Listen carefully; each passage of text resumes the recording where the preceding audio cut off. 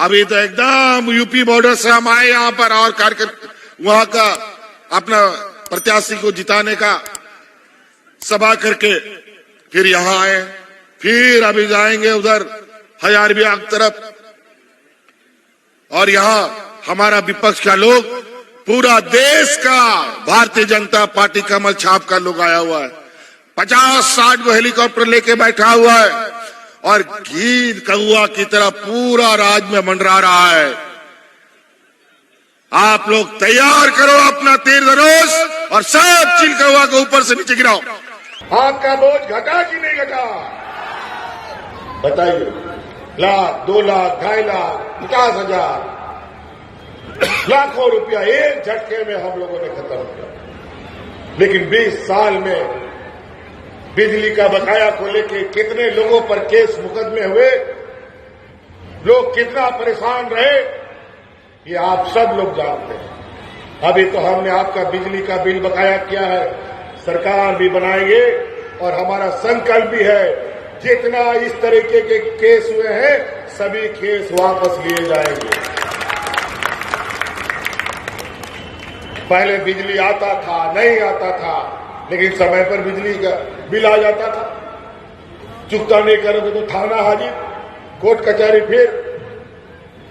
लेकिन अब बिजली 24 घंटा आएगा और बिजली का बिल कभी नहीं आएगा, ये हम आपके विश्वास कर सकते हैं।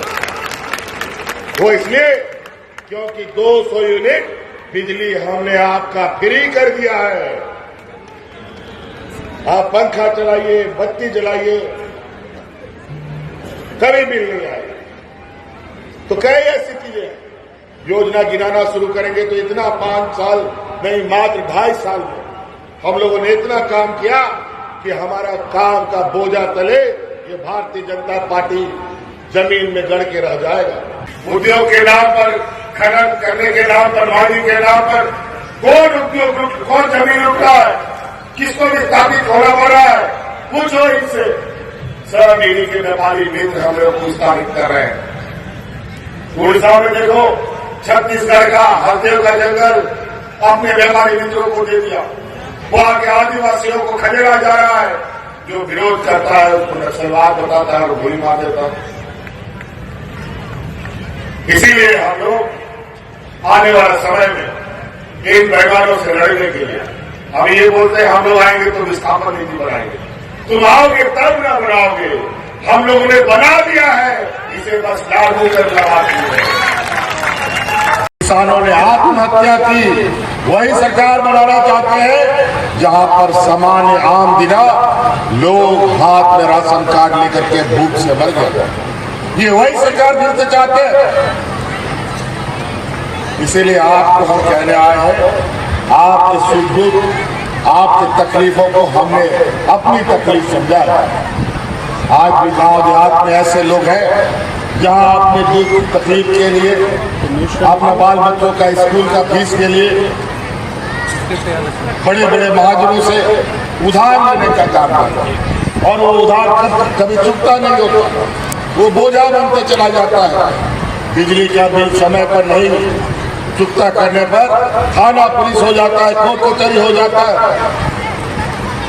समय पर बिजली नहीं, बिल समय पर आ जाता था, बड़ी मुश्किल हो गया।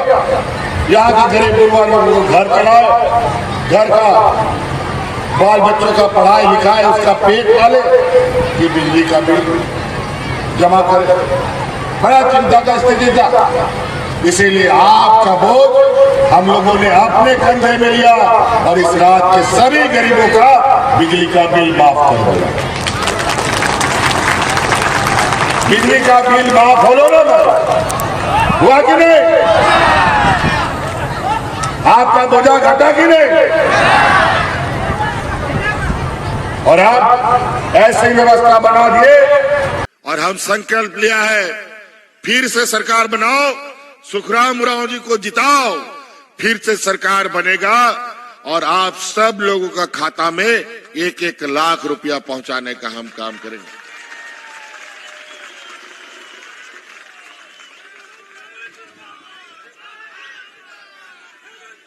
अभी तो 1,000 रुपया गया है, ये पहला कदम है और दूसरा कदम अभी दिसंबर में जो 1,000 रुपया तक खाता में जा रहा है ना, वो 1,000 रुपया बढ़ करके 2,500 रुपया होने जा रहा है।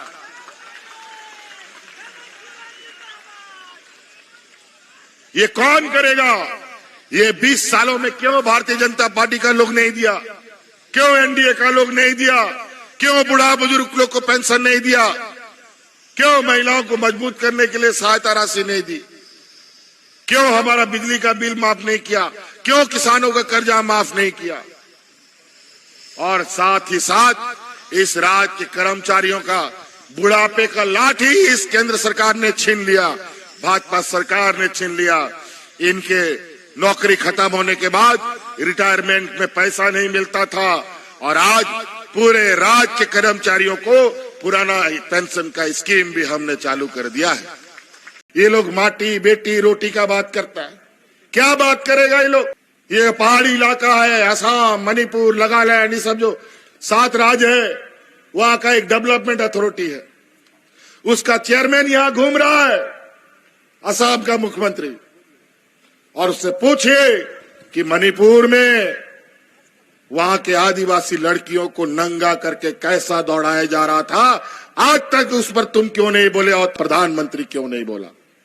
आज ये लोग ऐसे लोग हैं, गुजरात में बिल्किस बानो एक महिला, गर्भवती महिला के साथ 25 लोगों ने सामूहिक बलात्कार किया, सुप्रीम कोर्ट ने उनको सजा दे दिया, जेल में डाल दिया, लेकिन ये भाजपा का लोग चुनाव में उनको पेरोल में बाहर निकाल करके वोट मंगवाने के लिए भेजा। ये लोग बेटी का बात करेंगे? हमारे गांव देहात में हमारी बेटियों को हम लोग बोझा मानते हैं, 8वां 9वां पास होती नहीं है उसके लिए बुरा बोलने लगते। बंद कीजिए काम। अब बेटी हमारी बोझ नहीं बल्कि संपत्ति के रूप में रहेगी। और आज हमने लगभग 10 लाख बेटियों को सावित्री बाई फुले योजना से जोड़ रखा है। आने वाला समय में अपनी बेटियों को इंजीनियर बनाओ, वकील बनाओ, पत्रकार बनाओ। कैंप से आधी रात में बाहर निकलते हैं और पूरे शहरों में AK-47 से गोली चलाते हैं। ये दहशत फैलाने का एक जरिया बन गया है। डरा धमका के संवैधानिक संस्थाओं के माध्यम से ये चुनाव हड़पने का कोशिश कर रहे हैं। सजग रहिए, सचेत रहिए और एक रहिए और मुंह तोड़ जवाब देने का काम कीजिए ताकि जिनका प्रश्न लोगों को और विश्वास से बता सकें।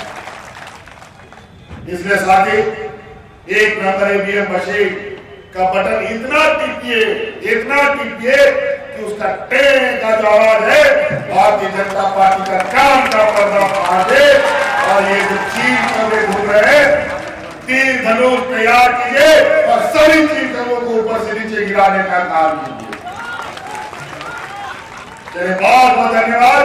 छोटे राजा जी को जिताइएगा ना, 200 से जिताइएगा ना। चलिए, बहुत बहुत धन्यवाद।